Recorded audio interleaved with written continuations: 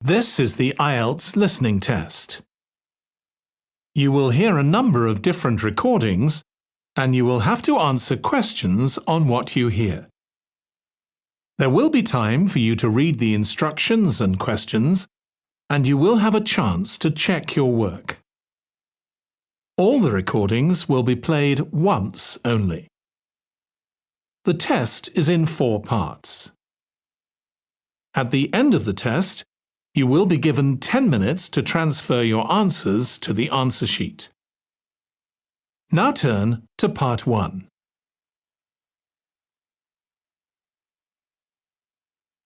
Part 1. You will hear a man telephoning a sports club to ask about membership and facilities. First, you have some time to look at questions 1 to 4.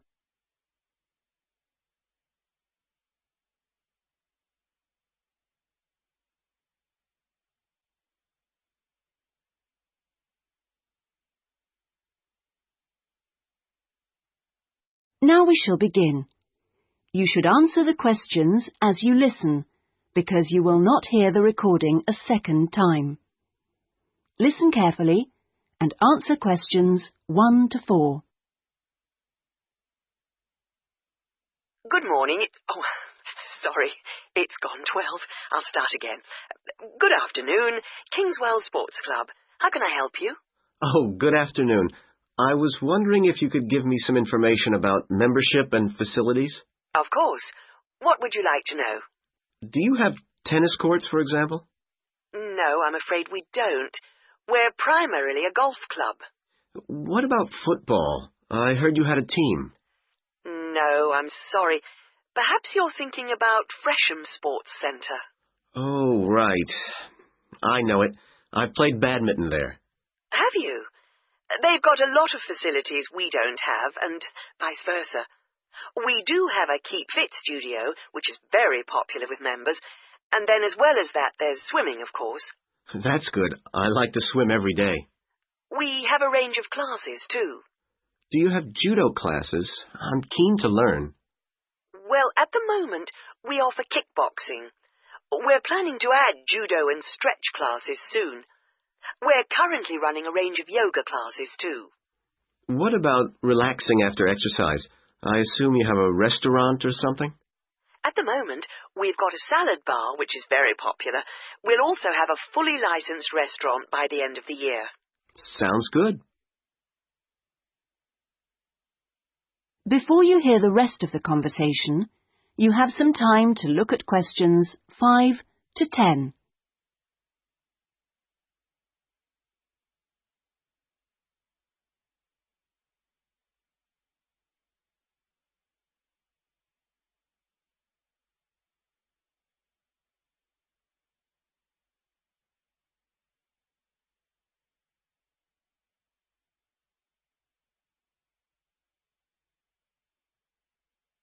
Now listen and answer questions 5 to 10. What kind of membership are you interested in? Not really sure. What are the options? Well, there are 3 different membership schemes. I see. What's the difference? Well, the first one's called Gold, and you can use all the facilities at any time of the day or week. You can also join in as many classes as you like for free. That sounds good. Is it very expensive? Well, you pay a £250 joining fee, and then it's £450. Oh, no, I'm sorry. It's just gone up by £50. Sorry about that. It's now £500 for the annual subscription fee. Right, got that. And what's the next type? Well, that's silver. It's the same as gold, except you have to pay a small fee of £1 per lesson for any you do, and you can only use the centre at certain times. I see. So when exactly? You can only use the facilities between 10 a.m. and 4:30 p.m. So I couldn't use the pool at 8 in the morning or evening then? That's right. Okay, and the price for that? Is the joining fee the same as for gold? Actually, it's slightly less than the £250. It's £225, but the annual fee is only £300. Does that sound more like what you want? Well, it's still rather more expensive than I thought. I'm a student here in England, and I'm only here for 6 months. Ah, then the bronze scheme would probably suit you best. How is that different? Well, some of the facilities have restricted use. And do I have to pay for classes? Yes, it's £3 for each class you join. I see. And what are the hours then? Between 10:30 and 3:30 weekdays only, and you pay a £50 joining fee. The annual fee is £180. It works out at £15 a month, so that would be quite a lot cheaper. Oh, that should be all right. I could come in my free periods. What do I have to do if I want to join? Well, we book you in for an assessment with an instructor who will show you how to use all the equipment. If you want to organise a trial session and look around the centre, you'll need to speak to David Kinchley. Could you spell that, please? Yes, David, Kynchley.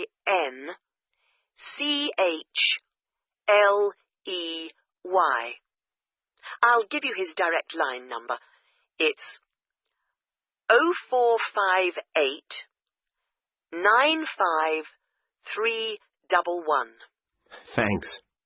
Thank you for calling Kingswell Sports Club.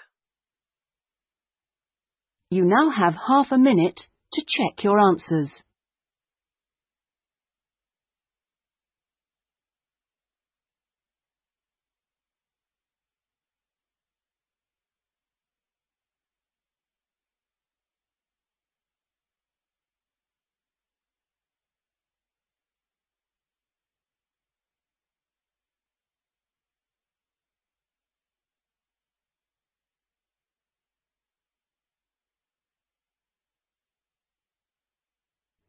You will hear a local radio broadcast about the Rivendell City Theatre.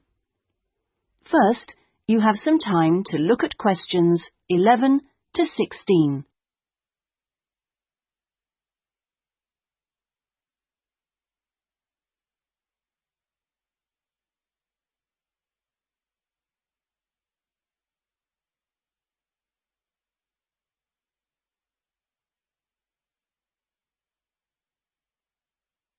Now listen carefully and answer questions 11 to 16. And here on Radio Rivendell, we have Lynn Rawley, the Public Relations Officer of our own Rivendell City Theatre. Hello, Lynn. Hello. Now, the theatre is reopening soon after its 3-year redevelopment program, isn't it? That's right, and there are a lot of improvements. The first thing people will see when they go in is that the foyer has been repainted in the original green and gold.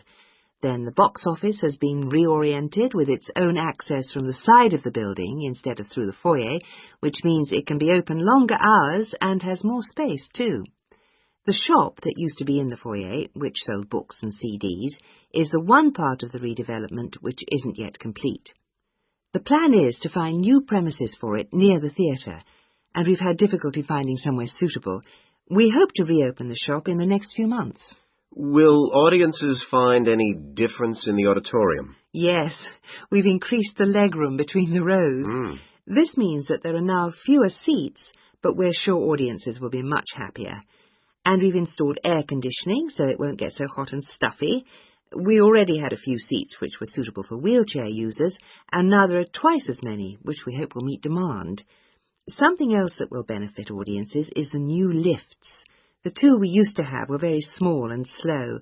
They've now gone, and we've got much more efficient ones. Anything for the performers? Yes, we've made a number of improvements backstage. The small, dark dressing rooms we used to have been converted into 2 large, airy rooms, so they're much more comfortable now.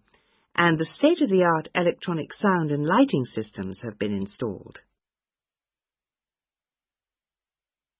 Before you hear the rest of the talk, you have some time to look at questions 17 to 20.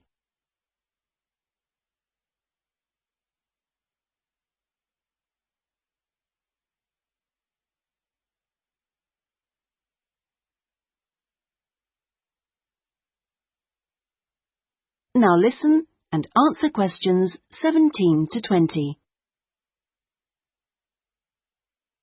Okay, so what's the first play that audiences can see when the theatre reopens? We've got a very exciting production of Peter Shaffer's Royal Hunt of the Sun, which is currently touring the country. That starts on October the 13th and runs till the 19th. We're experimenting a bit with the time the curtain goes up. We used to start all our performances at 7:30, but that made it difficult for people to go home by public transport. So instead, we're beginning at 7, because at 9:45, when it finishes, there are still buses running. Tickets are already selling fast. The Friday and Saturday performances sold out almost immediately, and in fact now there are only tickets for Monday and Thursday. How much are they? We've introduced a simpler price structure. Ticket prices used to range from £6 to £30, but now they're all £18. They're available from the box office, in person, by phone, fax or post, or online. Okay, Lynn, now if you'd like to give the contact details for the theatre so that our listeners... You now have half a minute to check your answers.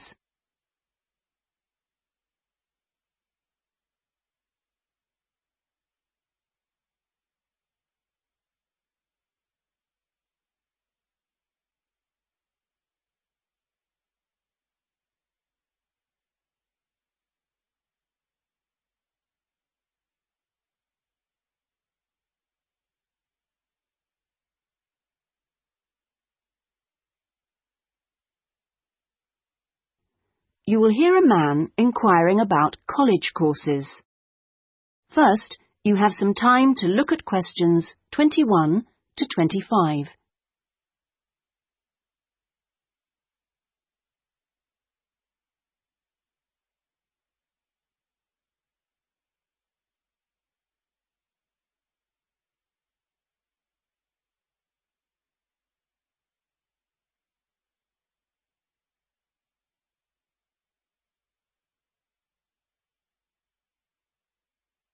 Now listen carefully and answer questions 21 to 25. Hi, can I help you? I was told to come here because I'd like to talk to someone about taking a management course. Right, I'm one of the tutors, so I should be able to help you. Oh, good. My name's Brian Ardley. I've decided to enrol on a part-time management course. A friend of mine took one last year and recommended it to me. Right. Is there anything I should do before the course, like reading or anything? We prefer to integrate reading with the course, so we don't give out a reading list in advance. But we like people to write a case study describing an organisation they know. I've already done that, as my friend told me you wanted one. But would it be possible to sit in on a teaching session to see what it's like? I haven't been a student for quite a while. Fine. Just let me know which date and I'll arrange it with the tutor. Now, could I ask you about the college facilities, please? Anything in particular?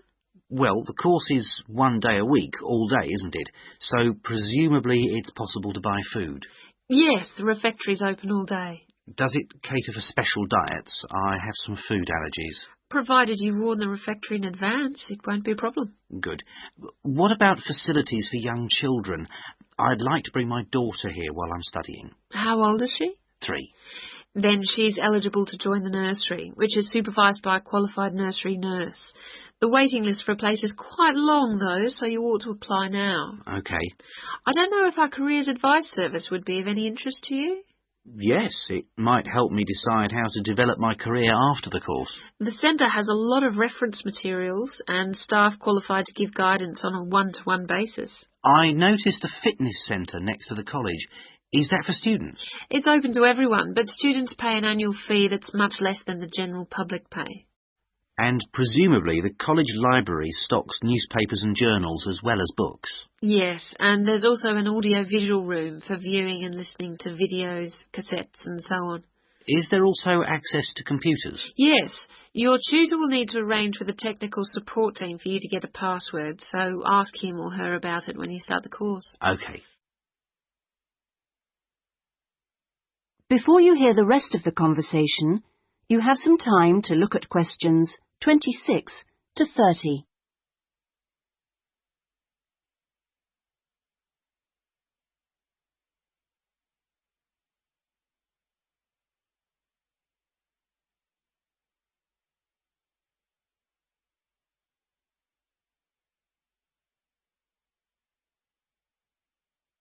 Now listen and answer questions 26 to 30.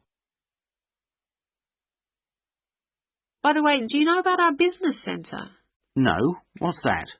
It's a training resource, a collection of materials for people to study on their own or use in their own organisations. Uh-huh.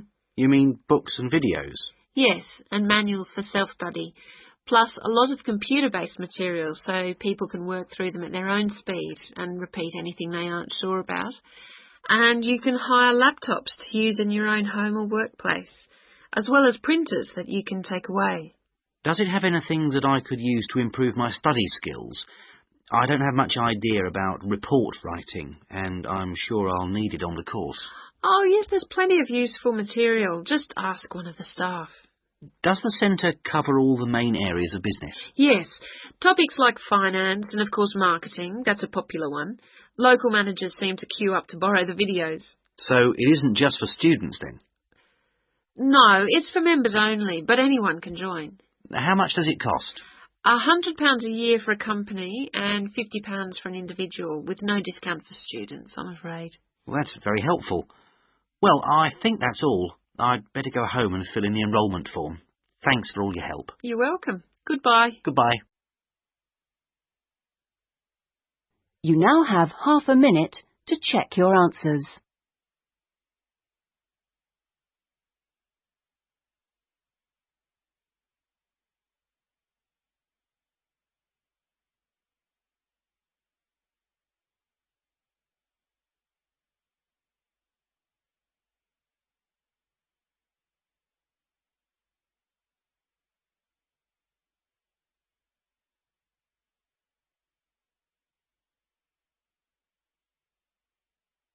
You will hear a talk on a social history of the East End of London.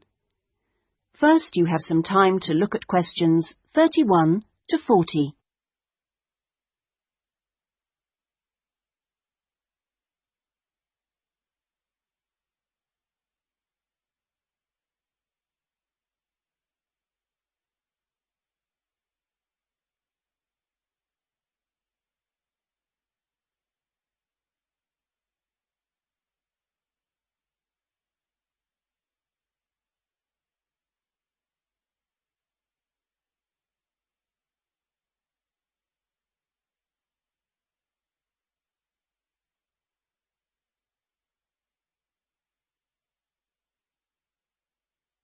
Now listen carefully and answer questions 31 to 40.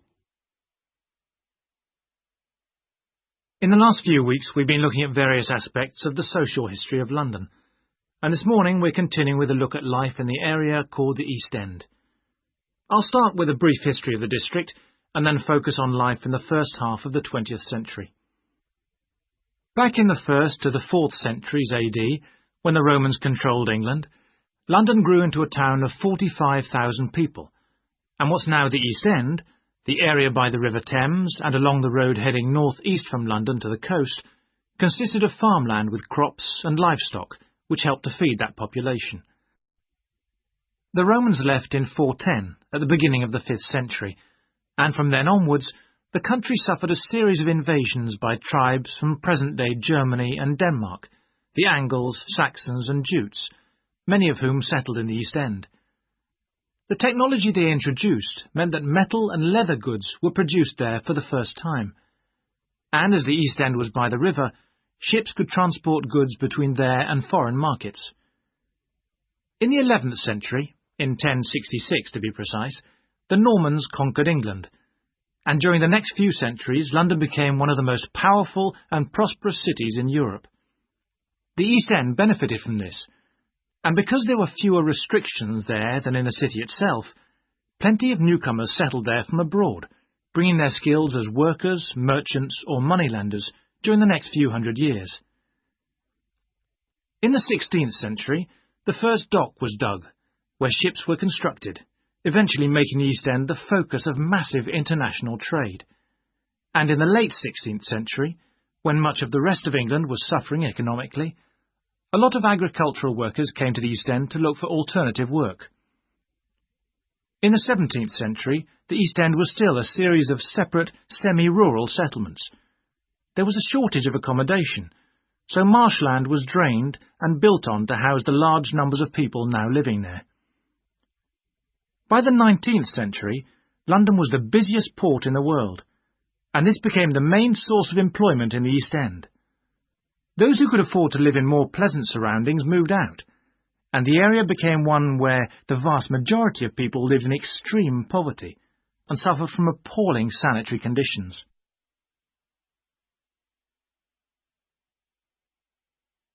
That brief outline takes us to the beginning of the 20th century, and now we'll turn to housing. At the beginning of the century, living conditions for the majority of working people in East London were very basic indeed. Houses were crowded closely together and usually very badly built because there was no regulation. But the poor and needy were attracted by the possibility of work, and they had to be housed. It was the availability rather than the condition of the housing that was the major concern for tenants and landlords alike. Few houses had electricity at this time, so other sources of power were used, like coal for the fires which heated perhaps just one room. Of course, the smoke from these contributed a great deal to the air pollution for which London used to be famous.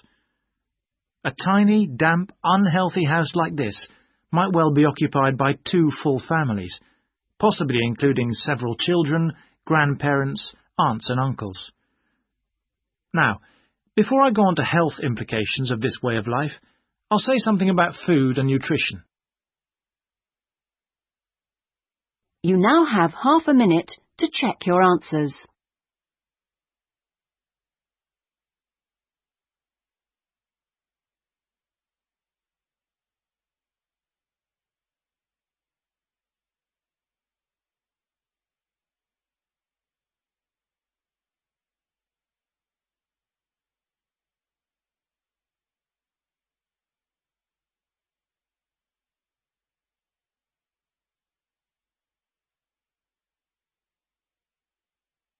That is the end of the listening test. In the Ielts test, you would now have 10 minutes to transfer your answers to the listening answer sheet.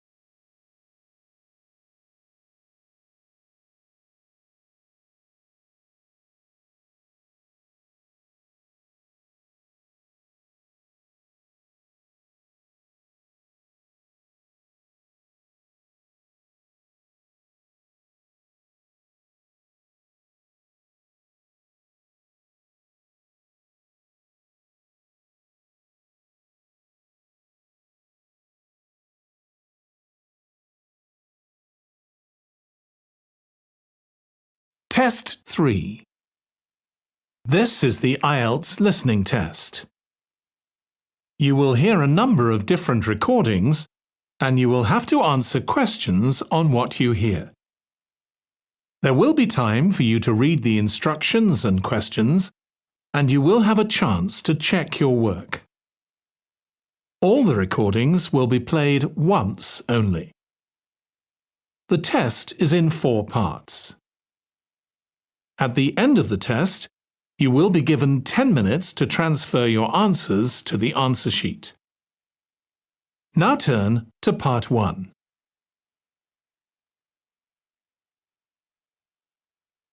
Part 1. You will hear a woman who works at an employment agency talking to a man about jobs he could apply for. First, you have some time to look at questions 1 to 5.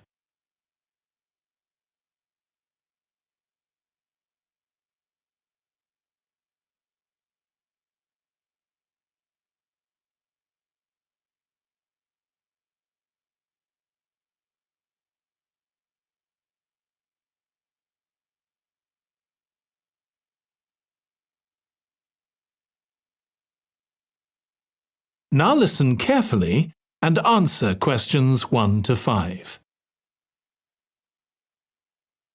Good morning. Thanks for coming in to see us here at the agency, Joe. I'm one of the agency representatives and my name's Sally Baker. Hi, Sally. I think we spoke on the phone, didn't we? That's right, we did. So thank you for sending in your CV.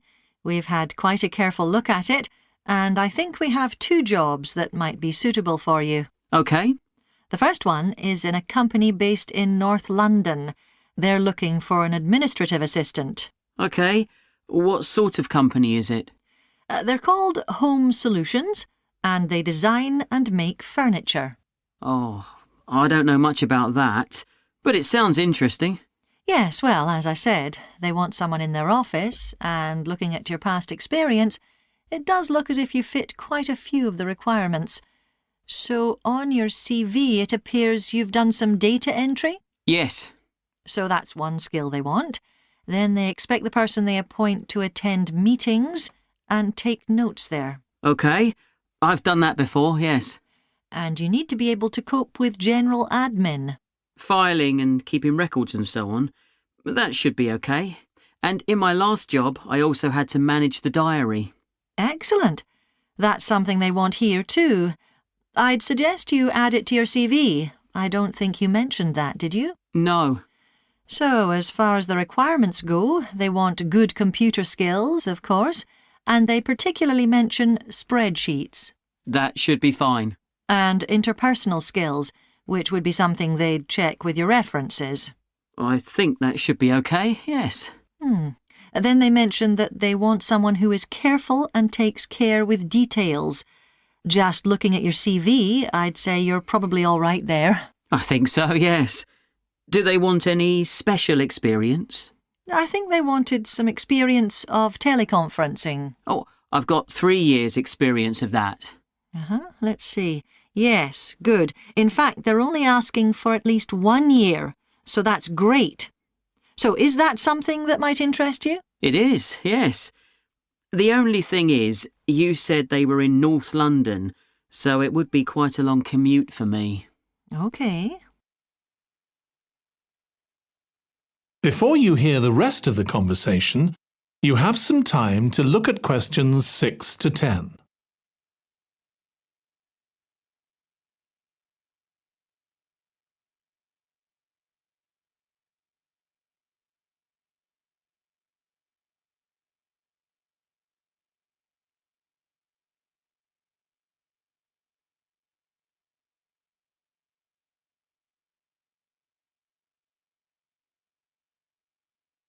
Now listen and answer questions 6 to 10. So the second position might suit you better as far as the location goes. That's for a warehouse assistant, and that's in South London. Yes, that would be a lot closer. And you've worked in a warehouse before, haven't you? Yes. So as far as the responsibilities for this position go, they want someone who could manage the stock, obviously, and also deliveries. That should be okay. You've got to keep track of stuff, but I've always been quite good with numbers. Good. That's their first requirement.